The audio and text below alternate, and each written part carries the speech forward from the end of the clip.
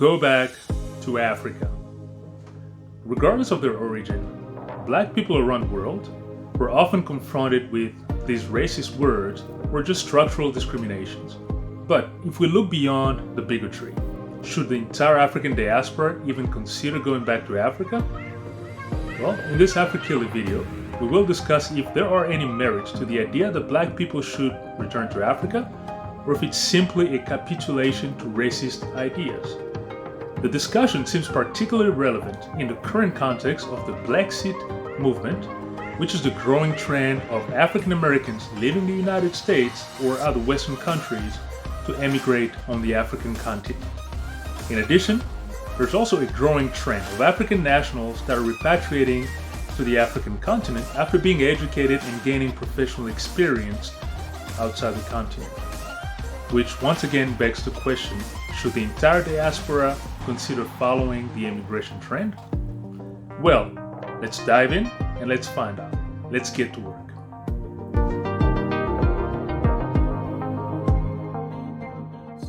Hello family, welcome to AfriKili, where we advocate for the creation of a federal United States of Africa by focusing on three pillars: Pan-African history, Pan-African business, and Pan-African political action.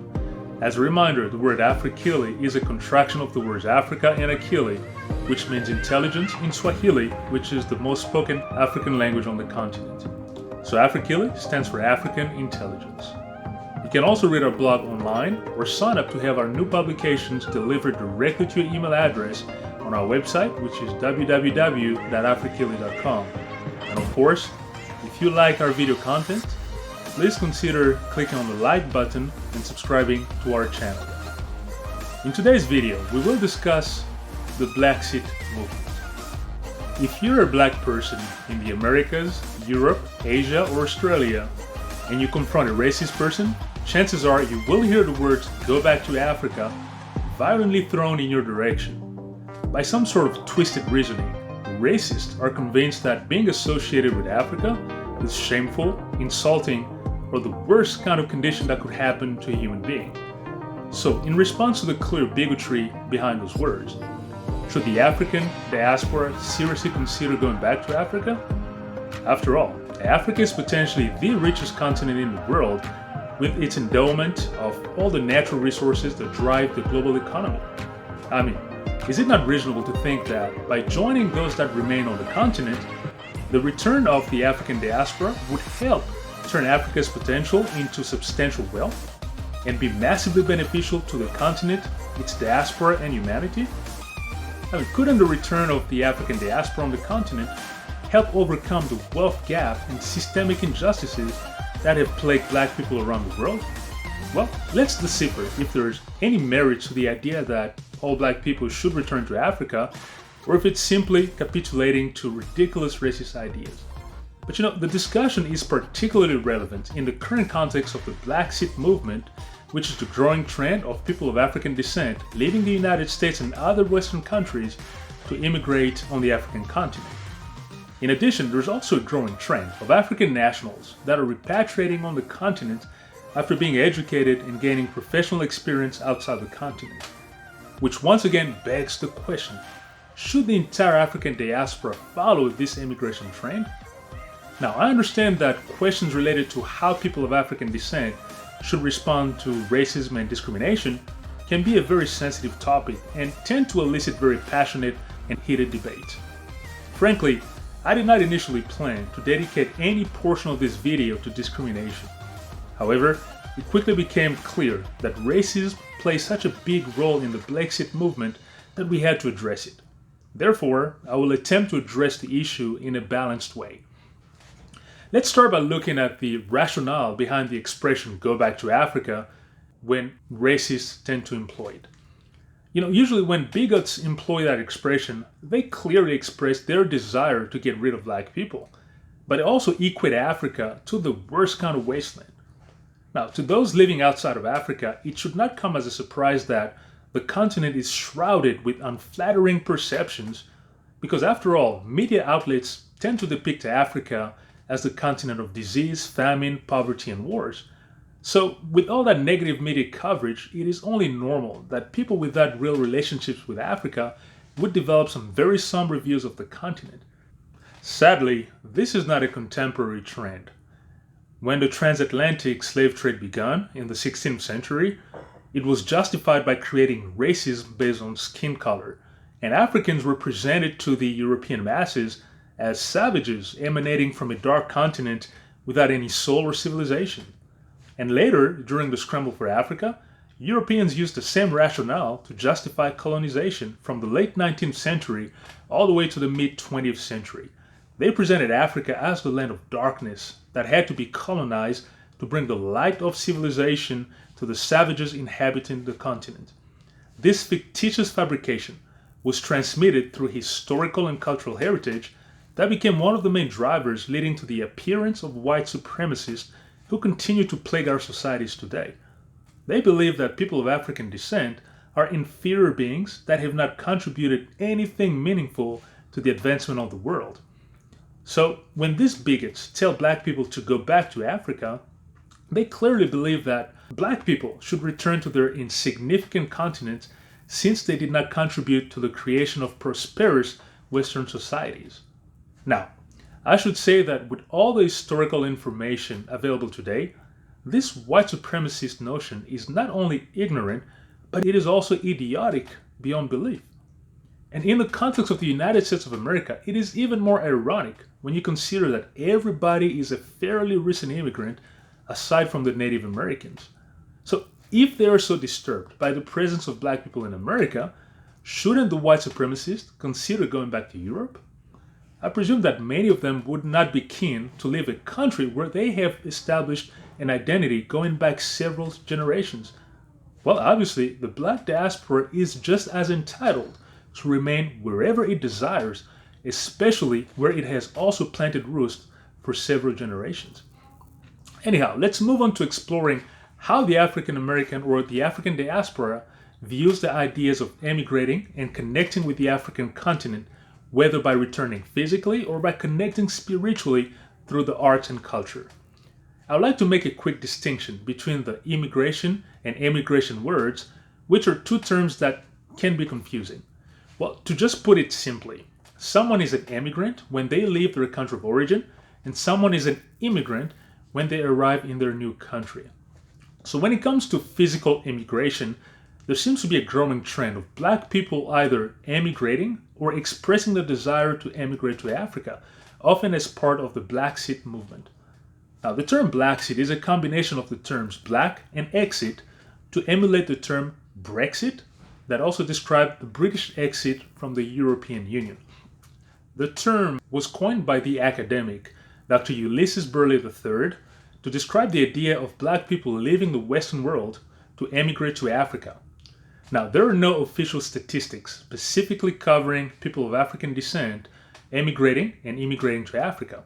However, when the Blaxiters are asked to explain their motivations, they often cite racism, discrimination, and police brutality as the main reasons pushing them to emigrate from the USA.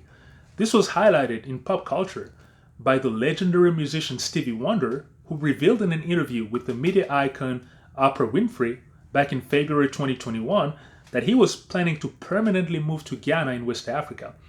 He said he did not want his grandchildren to have to ask anybody to be liked. This sentiment was also expressed in a podcast called I See You, where host Eddie Robinson interviews the Jones family. In the interview, 50-year-old Tony Jones, a former Milwaukee police officer, and his wife Ayo Jones detailed the reason for leaving their house in Houston, Texas, and relocating to Ghana with their two young boys. Now, since 2020, Tony and Ayo have also been chronicling their relocation to Ghana through their YouTube channel called Expat Life Ghana. Moreover, there are several people that expressed similar sentiments in an article that was published by the USA Today back on June 26, 2020, which was titled, "I Am Leaving and I'm Just Not Coming Back. Fed Up with Racism, Black Americans Head Overseas." On the surface, some might view the trend of black people emigrating as a capitulation to the white supremacists and bigots that want them to go back to Africa. For my part, I don't believe that is necessarily the case. it goes much deeper than just raising the white flag and giving up. Deciding to leave one's home and country is an incredibly difficult decision, and it requires a healthy dose of courage and an appetite for risk. Additionally, those who choose to move are perfectly entitled to do so because, migration has been part of our DNA from the beginning of humanity. When our Homo sapiens ancestors first appeared in Africa, they spread through the world by exploring and migrating. According to some scientific estimates, our common ancestors started leaving the African continent between 60,000 to 90,000 years ago. So from the ancient times to our contemporary times, there has always been a push and pull factors that have incentivized different groups of people to migrate. Consequently, Black people that decide to join the Blaxit movement to seek better opportunities elsewhere are not necessarily capitulating to racism. They're simply continuing a human tradition. Now, beyond this human historical penchant for migration, African Americans started expressing the desire to move to Africa way before the Blaxit movement, even though it is currently a hot topic in certain Black communities. For example, the African country of Liberia in West Africa was created when about 12,000 freeborn Black Americans and emancipated Black Americans, which means they were formerly enslaved Black Americans, immigrated to Africa in a 40-year period between the 1820s and the Civil War period in the 1860s. Emigration was also a source of controversy in the Black American circles in the early 20th century. You had clashes between Marcus Garvey and the NAACP, which is the National Association for the Advancement of Colored People. In the 1910s, Marcus Garvey, the founder of the popular UNIA, the United Negro Improvement Association, was advocating for all Black people to return to Africa and form an independent Black nation in Africa. He was heavily criticized by other Black leaders, and W.E.B. Du Bois, who was the first African American to obtain a PhD from Harvard University and co-founder of the NAACP. Instead of returning to Africa, they were pushing for the end of discrimination and the assimilation of Black people within the USA. Another wave of Black Americans moving to Africa happened after World War II.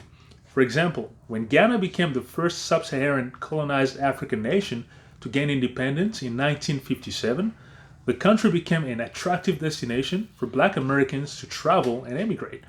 For example, the famous artist and poet Maya Angelou was one of the people who moved to Ghana, but also, very ironically, W.E.B. Du Bois, who initially combated Marcus Garvey's push for a move to Africa, ended up himself immigrating to Ghana, where he lived and was buried after his death. Interestingly, the Blaxit movement seems to follow a general trend in the American society rather than being an exception. Typically, the USA ranks as the #1 desired destination for migrants around the world. However, the global analytics firm Gallup reported in 2019 that record numbers of Americans wanted to leave the USA. According to their polls, 16% of Americans overall said in 2017 and again in 2018 that they wanted to permanently move outside the USA. Yet, the large majority of Black people that are expressing a desire to emigrate are still staying put. Some people are not financially prepared to forego the security of a monthly income in the USA to build a new life in an uncertain environment abroad. Others are just hesitant to leave their families and circles of close acquaintances. Regardless of the reason for staying, we should acknowledge that immigrating from a place with deep personal roots can be a very difficult decision. As an alternate solution, some people of African descent that are not able to emigrate physically are embracing opportunities to connect spiritually and emotionally with the land of their ancestors through art and culture. Black celebrities, for example, are particularly becoming flag carriers for the cause by using their high visibility and influential platforms to document their visits to Africa or to proudly embrace elements of their ancestors' cultures. It is as though large segments of the African diaspora are overcoming the negative portrayal of Africa by the mainstream media. Instead of feeling ashamed by association with their ancestors' land, they wear the mantle with pride. A striking example is the global superstar singer Beyoncé Knowles, who has been incorporating African elements in her performances. This goes from wearing African fashion to incorporating African collaborations in her songs. For example, in both The Lion King, The Gift, which is her 2019 album of original music accompanying the remake of Disney's film The Lion King, and in Black is King, which is her visual companion released in 2020, Beyoncé decided to raise the profile of Africa on the front line with her. In an interview, she proudly declared that the projects were her love letters to Africa. There was also the frenzy created by the 2018 Marvel Studio movie Black Panther, starring the late African-American actor Chadwick Boseman as the main hero. The movie caused such a massive wave of black pride, uniting people of African descent across different regions. By wearing dashikis or emulating the Wakanda Forever salute from the movie, many people were expressing their sense of connection to an African heritage and culture. Moreover, there has been an increase of celebrities using different ancestry DNA services to identify the African origin of their ancestors and disclosing the results publicly. For example, in 2020, the American heavyweight boxing legend Mike Tyson revealed on his podcast called Hot Boxing with Mike Tyson that he took a DNA test and the results showed that his ancestors were from the Congo in Central Africa. Now, this noticeable upsurge of African pride is reminiscent of previous manifestations within the African diaspora. For example, there was the adoption of the West African dashiki shirts by the civil rights and Black Panther movements in the 1960s before they became popular with other segments of the society. Initially, the loose garment was worn by black people as an emblem of African pride after being denied the opportunity to embrace anything that represented their African heritage for hundreds of years. Now, the current Blaxit movement and the manifestation of African pride seems to go beyond previous movement that also incited the African diaspora to reconnect or relocate on the African continent. There seems to be a convergence of factors that indicate that this trend will most likely not be ephemeral. For example, more people in the African diaspora are beginning to realize that Africa remains an untapped market for black diaspora businesses, as we briefly discussed in our AfriKili blog entry from May 25, 2022, available on our website, afrikili.com. There's also many YouTube channels that are documenting how people are successfully relocating from the Western world to Africa, while other channels are covering successful African entrepreneurs. So the large amount of easily accessible content is creating a lot of excitement and incentivizing more people of African descent to follow suit. Another interesting trend that has been occurring is that an increasing amount of young African professionals are repatriating on the continent. It is not unusual for people who leave Africa in search of better opportunities outside the continent to express a burning desire to eventually return to their motherland, hoping that someday they would enjoy the fruits of their hard labor with their family members that stayed behind. However, for many, this desire used to remain a goal without any execution timeline. In contrast, young Africans are now feeling more emboldened to repatriate. After being educated and gaining professional experience outside of the African continent, many are keen to capitalize on the tremendous business growth opportunities and contribute to turning the continent into a global powerhouse. Many are leveraging their Western education and experiences to obtain good jobs back in their countries of origin, while many others are launching thriving startups. Technology startups with an emphasis on fintech, which stands for financial technology, are particularly excelling. For example, according to figures from the data tracking publications such as Breeder Bridges and Partech, African startups raised a record-breaking $5 billion in 2021. As we have seen in this video, the Blaxit movement towards Africa is gaining significant momentum. And looking at the push factors that are causing many in the African diaspora to emigrate, we have seen that the Blaxit movement does not equate to capitulating to racism or being exhausted by constantly facing uphill social battles.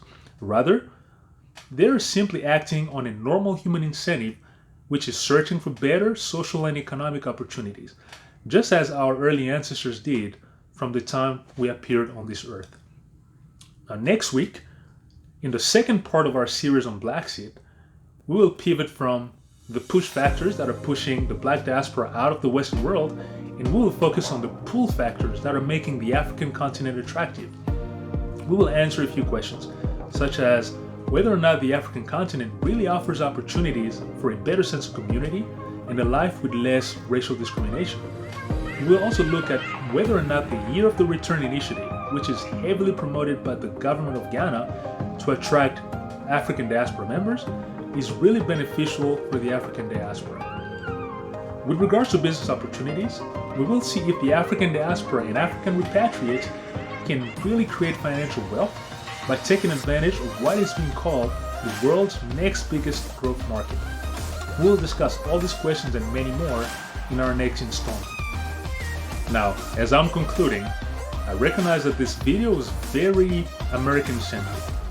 Most of the examples I used were from the United States of America, but also know that the African diaspora does not only reside in the USA, but all over the world, in the Caribbean, in Europe, Asia, etc. So if you think that the realities are different in your part of the world, please share your comments or contact us with your perspective. We'll be more than happy to acknowledge them.